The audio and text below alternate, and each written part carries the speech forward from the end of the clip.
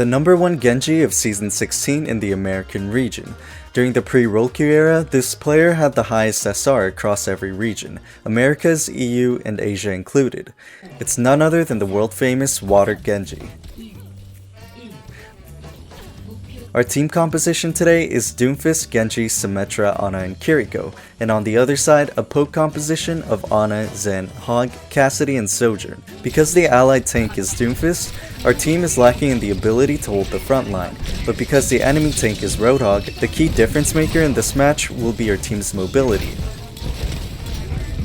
The ally cleanse is used, and at the same time, our Doomfist overuses his turn, making it difficult to sustain the teamfight. Water deflects in front as a response, buying time for the Doomfist to recuperate. In tank compositions without shields like Junker Queen and Doomfist, it's common for Genjis to enter the front line to make such a play. Because Water experienced the Junker Queen meta by hand, he knows exactly when to buy time for the ally tank. As a result, the allies were able to take high ground control, so now the ideal plan would be to hold off high ground while looking for a chance to anti. In succession, the promised anti-nade goes through, allowing the team to focus down the Hog and follow up on the rest of the enemies. When you have a positional advantage like this, it's important to play disciplined and avoid getting overzealous by trying to make unnecessary plays. Whether your team retains the high ground while you push the bot or find an opening with anti-nade, it's much smarter to pressure the enemies down slowly. The bot is getting close to the first corner. The corner has an open space at the center with plenty of cover for the defending side, which sets up a more advantageous position for the enemy poke comp. To wait around and look for an anti-nade in this location would only allow the enemy poke composition to find more value, so the best option instead is to overcome the positional advantage with ults. Because of that, Doomfist and Symmetra head into the enemy backline first, but the results aren't too great because the terrain is far more advantageous to the enemy team.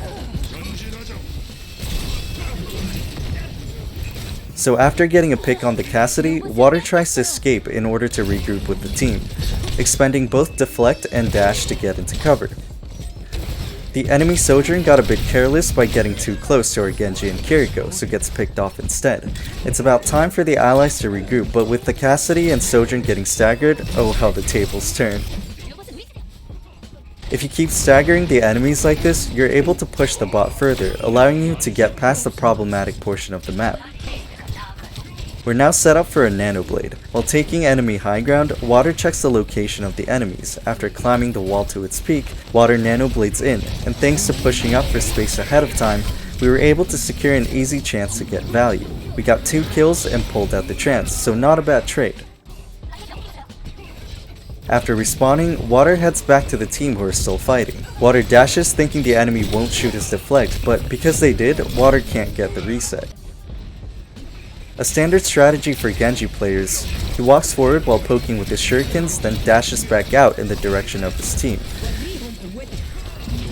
The enemy Ramatra ults and engages in. Simultaneously, Water calls for the Nano as soon as the annihilation ends. Although early Nanos have the purpose of getting kills, it's more for the purposes of retaking the momentum and pressuring the enemies back after the enemy ult is used. After waiting for the ice block, he gets a Mei with a right-click melee, and after searching for squishies to target, he skips past the Ramatra, sees the Tracer, and follows up with a kill.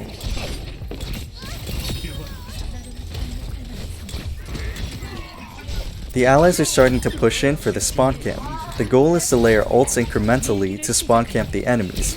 I think the intention was to only use Blade, but the Kiriko ult gets used as well due to miscommunication, which might make it possible for the enemies to stall out the point last second.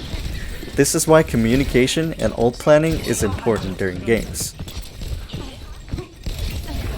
Nice sleep from the Ana.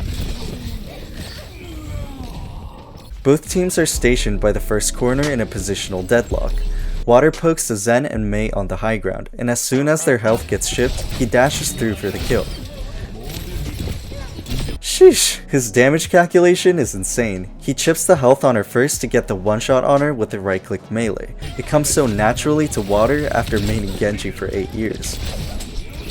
The enemy's tempo ult with the Nano Doom.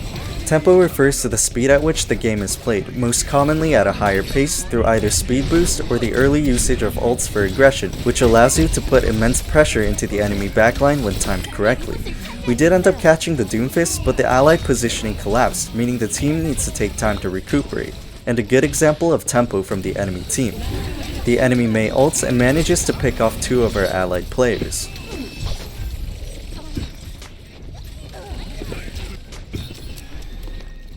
But rather than pulling out to regroup with the team, Water checks the enemy locations first. He rides the roof and pressures the enemy Zen, pulling out Ana's biotic grenade. He dashes out pretending to leave, then pulls out the Dragon Blade. The entire setup to pull out Ana's nade, baiting the enemies by pretending to leave and engaging back in from cover was absolutely pristine. It's not a play that you can just make with just mechanical skill. Then we get a classic back and forth on New Queen Street.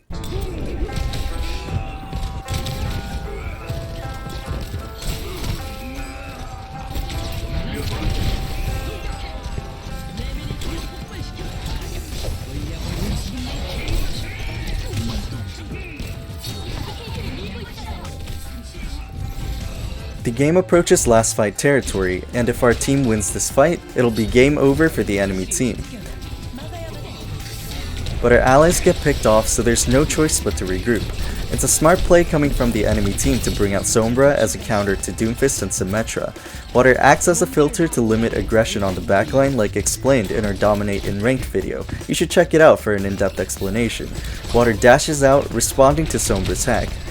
The enemy Doomfist stays in too long alone, getting slept and as a result using Meteor Strike to bail out. The team responds with a Sim Wall to engage, and Sombra as the counter uses EMP. Our team responds back with Nano and Kitsune Rush. That's pretty clean. Thank you for watching, and for today's bonus clip we've got Oasis, so let us know your thoughts and analysis on Water's plays, and we'll pin the best takes in the comments below. Enjoy!